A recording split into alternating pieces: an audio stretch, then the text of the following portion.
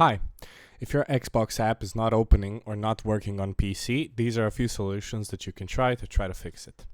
So the first thing we're going to do is here we're going to type settings, and in settings we want to find apps, and in apps we want to search the list and type in Xbox. Now the main the main Xbox app, the Xbox One and the Xbox Live, we want to click it and we want to go to advanced options. Now in advanced options, if you scroll down, there's an option to repair or reset it. So in the repair section, the apps data will not be affected. In the reset section, the apps data will be deleted completely. You first need to try the repair, and if that doesn't work, just try to reset it. But the repair usually works. Do that for Xbox app, and then do it for do it for the Xbox Live app as well. Advanced options, same thing.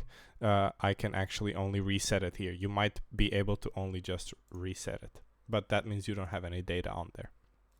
So those are the two things, and then we need to go services, and in services we need to locate anything that starts with Xbox. So right down here I have 4 processes right here: Xbox Accessory Manager, Xbox Live Auth Manager, Xbox Live Game Save, Xbox Live Networking Service.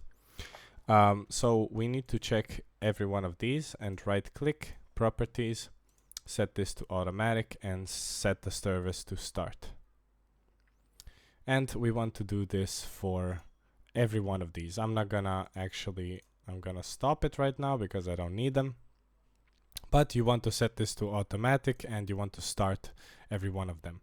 Then restart your PC and the Xbox app will be working when you restart it. Good luck.